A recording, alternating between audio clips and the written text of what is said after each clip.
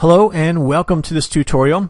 We're going to take a look at the structure of an IP version 6 address, because just like IP version 4, we have to understand how the version 6 address is organized.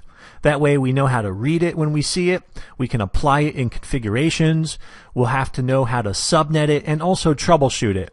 So the best way to be able to do all of those things is to really understand the address structure really well. So right off the bat, we know that IP version 6 uses 128 bits, whereas IP version 4 uses 32 bits. So immediately we know we have a much longer address to deal with. So here's your IP version 4, 32 bits, and IP version 6, 128. It's a pretty big difference. So let's begin by looking at how we actually write down an IP version 6 address. In IP version 4, we use decimal, but in IP version 6, we use hexadecimal. And both of these approaches are a lot better than writing out all the bits each time. So here is an IP version 6 address. There are 32 hexadecimal numbers in the address, and those 32 hexadecimal numbers represent all of the 128 bits. Now this address is going to be organized. So when you see it, it's going to look like this. It's chopped up into 8 quartets, and each quartet is separated by a colon. Inside each quartet are 4 hex numbers. Now each hex number represents 4 bits. So for instance, if we take a look at any one of these quartets, each hex number represents 4 bits. Okay? So, it's easy to see that each quartet has 16 bits in it. Alright, so this is the basic structure. This is an entire 128-bit IP version 6 address expressed in hexadecimal using colons to separate or organize the address into 8 quartets. And inside each quartet, 4 hex numbers. Now, if you're not familiar with hexadecimal, it can seem a little bit strange and hard to understand because now we're using letters in addition to numbers. So let's take a brief look at it, and you'll see it's actually not that difficult. It's just different than decimal, which is what we're most familiar with IP version 4. So hexadecimal uses a range, and it starts at 0 and it ends at F. And here's what it looks like when you write it out. So we have 0 through 9, which is easy to understand, but then A, B, C, D, E, and F. Well, quite simply, if you want to put a decimal equivalent to each one of these, A equals 10, B equals 11, C equals 12, and we keep going up to 15, which is F. Okay, so when you see one of these letters, think about the decimal equivalent, and that'll make it easier to understand. Let's say we have this one quartet from an IP version 6 address. Like we did in IP version 4, let's take a look at how this looks like in binary. And here it is. Now remember, each hexadecimal digit represents 4 bits. So if we start with 2, then we're looking at the first 4 bits here. Now 0010 equals 2. Well, why is that? Well, it's very similar to what we looked at in IP version 4. The first bit has a value of 1. The second one, a value of 2. The third one, a value of 4. And the fourth one, a value of 8. So we're working with powers of 2 again. So that's why you can see our second hexadecimal digit, which is 0, is just all zeros, and so is the third one. Those are pretty easy. But what about the letter A we see in the 4th position here? Well, when we break A down into 4 bits, we have this, 1010. Why is that? Well, the second position, which is here, is going to equal 2, and the 4th position, which equals 8, is there. We add them up, we get 10. We know that 10 equals A in hexadecimal. And that's how we can go ahead and break down the conversion between binary and hexadecimal.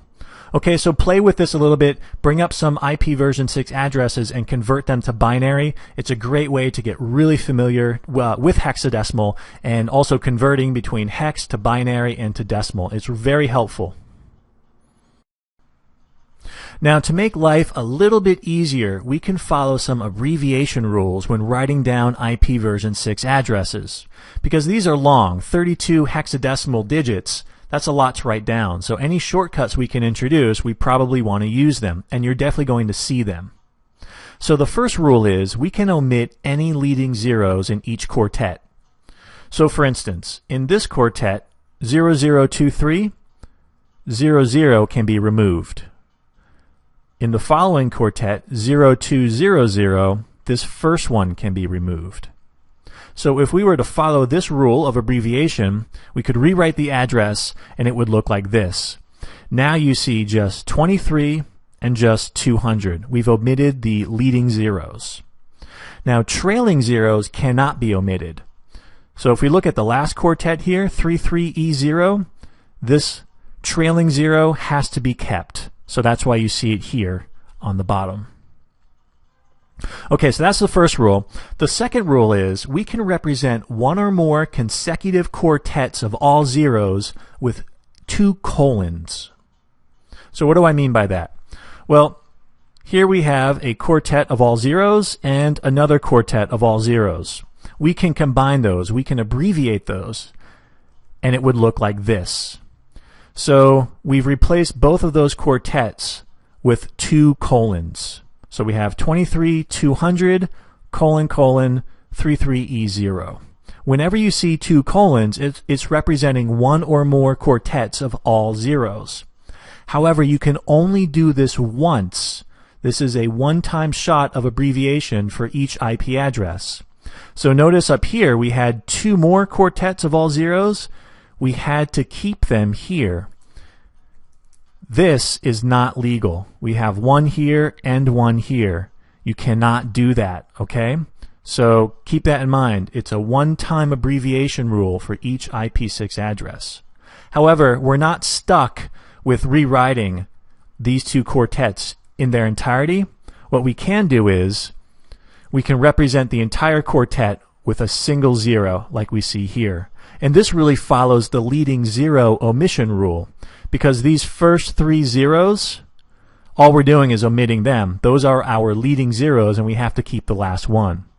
So this last abbreviation down here is what we would end up with if we follow these abbreviation rules. That's pretty good. Compare that to the first line, and we've saved ourselves a lot of time writing that out. Now, IPv6 uses prefixes just like IPv4, so we can represent a block of addresses, in other words a subnet, by using a prefix just like we did in IPv4. One big difference though is how we look at the addresses. So with IPv4, remember we talked about classful addresses and classless? Well, that distinction no longer exists in IPv6. The classful concept is just not applicable. It just doesn't apply here. It's not needed.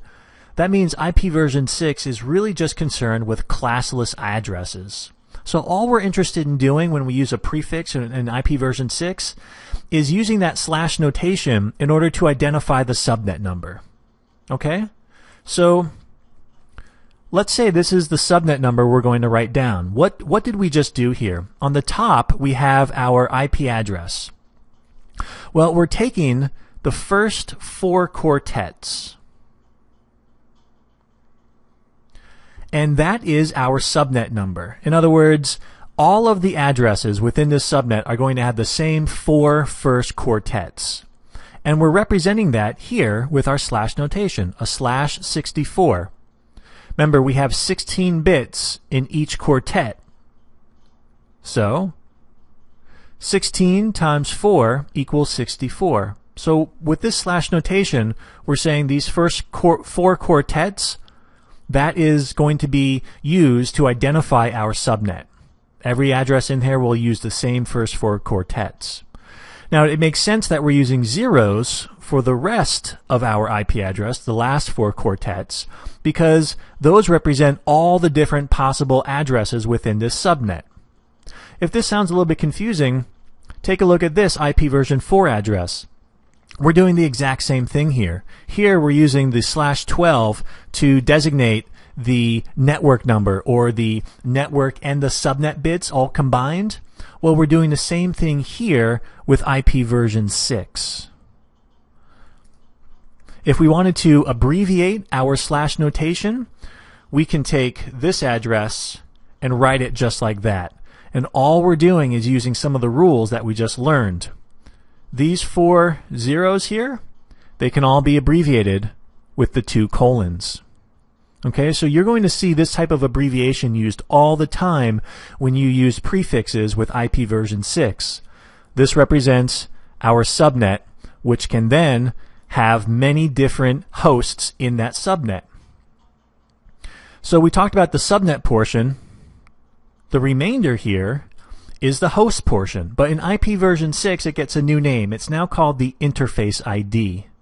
Okay, so this is just one address. The entire thing is one address representing a single host.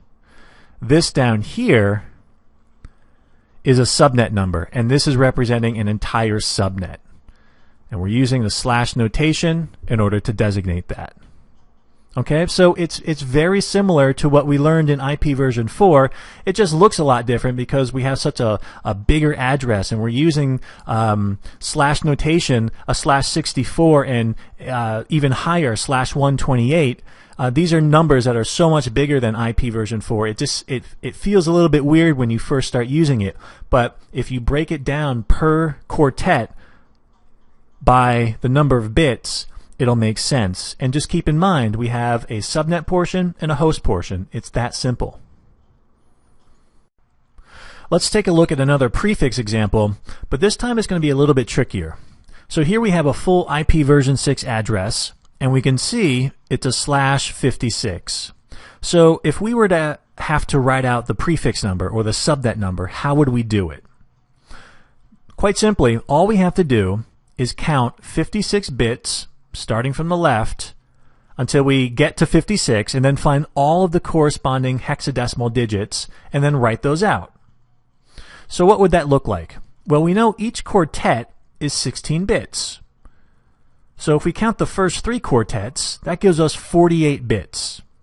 If we count the full quartet, the 4th one, that'll give us another 16, but that'll bring us to 64. That's too many. We only want 56. So in this case, we have to look at each hexadecimal digit. We know that each one is equal to 4 bits. So 16 times 3 for the first 3 quartets gives us 48. If we add 4 more, we get 52. And then if we add 4 more for the 1, we get 56. Okay? So the 56 bits correspond to all of the hexadecimal digits up to 51.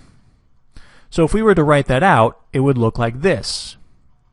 Notice the 2, 3 in that same quartet are not listed. Instead, we have zeros there.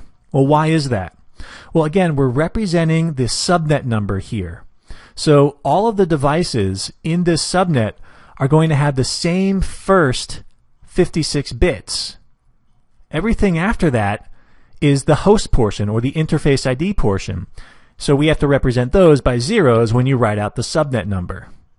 Okay, so the key here is if you see a prefix and it's not a nice multiple of 16, then you just have to count out the bits, find the corresponding hexadecimal digits, and then write out your prefix that way. Okay, so again, it's all about the prefix with IP version 6. Okay, so let's summarize what we covered.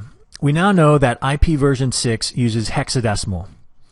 And in a IP version 6 address, there are a total of 32 hexadecimal digits.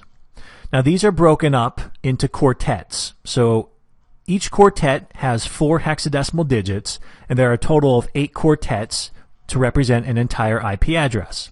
So if you do the math, 4 bits for every hexadecimal digit, so 4 times 4 is 16 for each quartet, and then 16 bits times 8 quartets equals 128 bits, and that's our full IP version 6 address.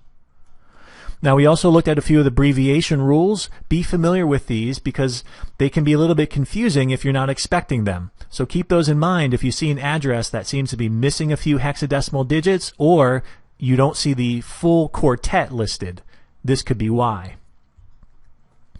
Now with IP version 6, it's all about the classless addresses. We're only interested in the prefix, the subnet number, and that's why we have the slash notation. We no longer are concerned about classful networks. That was something specific to IP version 4.